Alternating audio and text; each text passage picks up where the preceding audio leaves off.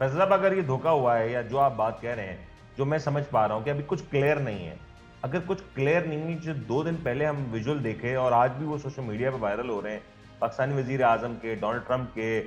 वो विजुअल्स माज़ी में इस तरह के विजुअल्स देखे ज़रूर गए, लेकिन शायद इस नौइयत के विजुअल्स कभी नहीं देखे गए। ऐसा लगता है कि हमें सब कुछ पता है या हमारे वज़ीर-ए-आज़म साहब को मामलात का पता है, शायद अभी तक कौम को कम्युनिकेट नहीं किए। आपको लगता है कि शहबाज शरीफ साहब इस तमाम सूरत-ए-हाल से बखूबी तौर पे वाकिफ़ हैं और आज जिस मामले पे हम इतना खुश हो रहे हैं, वो मामला दरअसल उस पे तैयार हैं कि खुश हो जाएँ, बाद में कोई सेटबैक नहीं होगा? नहीं, देखिए वज़ीर-ए-आज़म साहब का तो मैं आपको बता दूँ कि वज़ीर-ए-आज़म साहब को भी बहुत सारी चीज़ों का इल्म नहीं है। हमारे यहाँ जो हाइब्रिड एक निज़ाम है, निज़ाम-ए-हुकूमत, उसके तहत वो काम कर रहे हैं और बहुत सारी चीज़ें, क्योंकि देखिए यहाँ तो मैं हमेशा जो कहता हूँ, शाह साहब को पता है, खेल के अंदर एक खेल हो रहा है और यहाँ बहुत सारी चीज़ें इनसे यहाँ पे लोगों ने छुपाई हुई हैं और जो सबसे बड़ा खेल खेल रहे हैं ट्रम्प साहब, उन्होंने इन दोनों से कोई चीज़ें छुपाई हुई हैं। तो अब खुशी तो इनको इस बात की हो रही है कि ये समझ रहे हैं कि साहब हमारी वाह-वाह हो गई है।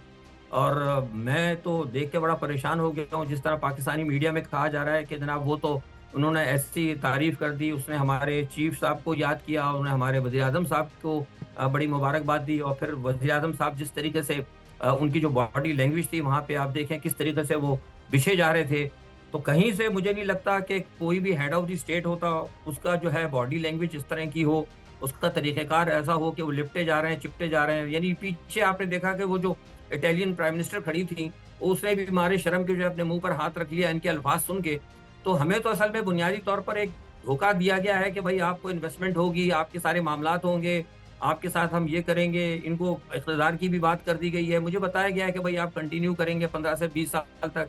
और इनको इजाज़त दी गई है कि भई आप जो है असल में पाकिस्तान के अंदर आप do whatever you want, internal issues जो भी हैं आप वो कंट्रोल करें, हम आपके साथ हैं। तो पाकिस्तान की तो बदकिस्मती ये रही कि हमारे यहाँ जो लोग हैं अरबाब इख्तियार वाले या हुकूमतों के, उनका तो सबसे बड़ा एक लालच ये होता है कि भई उनको बस इक़्तिदार की गारंटी चाहिए। दूसरी दुनिया के अंदर या यूरोप में या दूसरे ममालिक में जहाँ मैं जाता हूँ, वहाँ जो हुकूमतें होती हैं, वहाँ पे उनके जो प्लान होते हैं वो 25-25, 30-30 साल के प्लान होते हैं, उनके मफादात होते हैं कि भई हमने आगे चलकर क्या करना है, जो बड़ी ताकतों से हम अगर बातचीत कर रहे हैं, तो हमारी कौम को इसमें क्या फ़ायदा होगा? बदकिस्मती से हमारे यहाँ चीज़ नहीं है, हमारे यहाँ तो ये होता है कि बस अब ठीक है 4 साल ये हुकूमत चल जाएँगे, तो बस उसके बाद ये कि कोशिश करें कि अगला 4 साल हम ले लें।